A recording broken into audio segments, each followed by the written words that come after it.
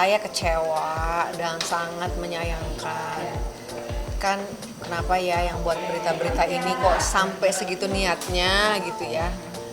Perlu perlu diketahui bahwa sampai sekarang pun seminggu sekali itu saya masih memotivasi adik saya supaya sehat, supaya adik saya bisa bangkit lagi, supaya adik saya itu bisa kuat. Kan yang lain nggak tahu bagaimana bagaimana kondisi adik saya ya, walaupun terlihat normal, adik saya tuh nggak boleh capek. Terus tiba-tiba dengar berita begini, terus terang memang agak drop ya gitu loh, agak drop gitu, masih pokoknya dropnya udahlah nggak usah di ini, menyedihkan sampai saya nangis. Saya capturein itu semua akun-akun itu, saya akan melakukan jalur hukum gitu. Saya kepengen mereka bertanggung jawab dengan apa yang mereka lakukan fitnah gitu, karena ini menyangkut kesehatan adik saya dan mental adik saya gitu. Karena saya yang tahu gitu. Sampai sekarang pun saya masih membuat dia semangat gitu. Dan saya sangat sedih banget ketika berita ini tuh dibuat karena adik saya dibully abis.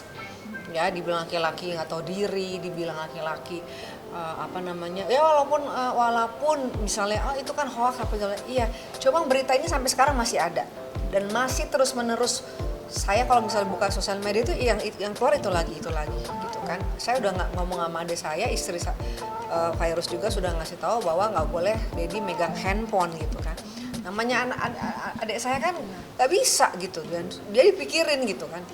Dan saya sangat menyedihkan sekali, maksudnya dibawa-bawa masalah yang dia sakit, diurusin, nggak tahu sampai ada sidang perceraiannya tuh ada gitu loh di media gitu kan.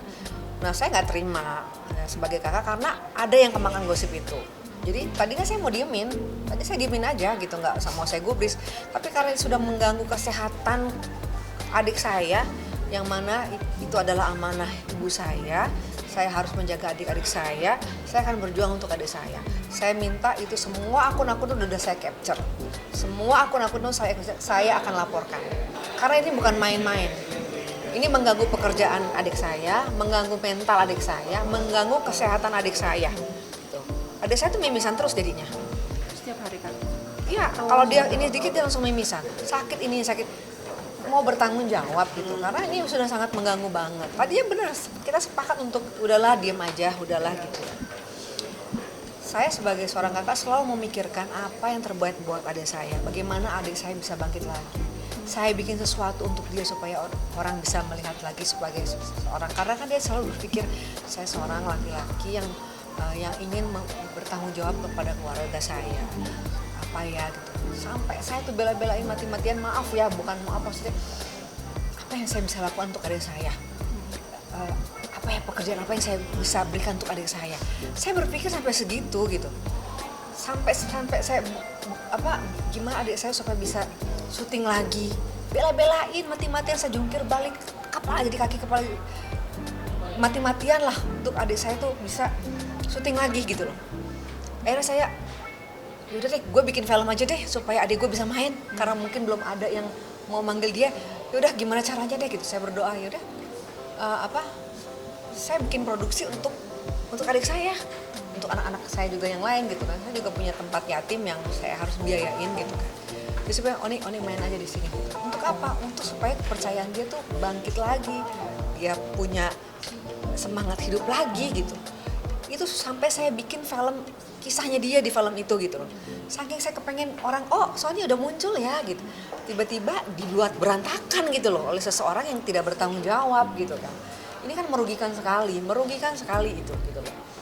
Jadi makanya saya kalau anda baca semua yang ada berita tentang adik saya itu baru kali ini saya replay. Saya cuma bilang saya sudah capture ya apa yang kamu lakukan, tolong nanti dipertanggungjawabkan, karena saya nggak main-main. Ini kemarahan seorang kakak terhadap adiknya yang nggak ngerti apa-apa, lagi pemulihan diginiin gitu aja. Ya saya akan laporkan dalam waktu dekat ini. Banyak sekali, lebih dari 20. Itu sampai sekarang saya masih terima loh, masih terima berita-berita itu. Saya ya sebagai kakak saya nangis lah gitu kan. Tadinya semua lagi sudahlah berita-berita konyol, tapi banyak yang kemakan. Banyak banget yang kemakan, banyak banget yang nyumpain adik saya, banyak banget ngebully adik saya. terus dikeluarin lagi itu yang kemakan inilah yang nggak ngerti gitu ya. Semua harus dipertanggungjawabkan. Lihat sebentar lagi saya nggak tinggal diam adik saya diginiin, saya akan melalui jalur hukum untuk kasus ini. Ya mungkin masih bandel kali ya, udah dikasih tahu sih sama Virus supaya tidak pegang handphone dulu gitu. Ini saya bertindak, sorry Sony, saya nggak mau bilang. Ya walaupun dia gitu, udah kayak Alma yang bertindak, maksudnya udahlah kak, ini kan nggak bisa, kakak yang tahu bagaimana kamu gitu.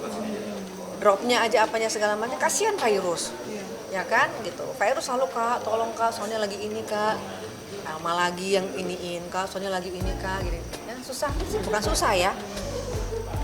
Apa ya, laki-laki itu kan kalau udah drop susah, mentalnya beda sama perempuan. Kita perempuan pejuang, beda karakter mentalnya perempuan itu gitu. Kalau laki-laki kalau udah sudah tuh drop, bener nggak?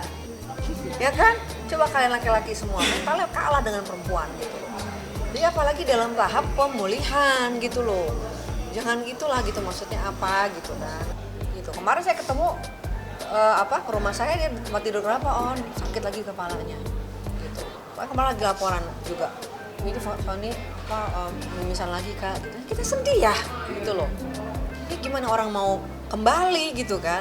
Dan adik saya memang mentalnya mungkin karena lagi sakit kebawa sensitif gitu loh.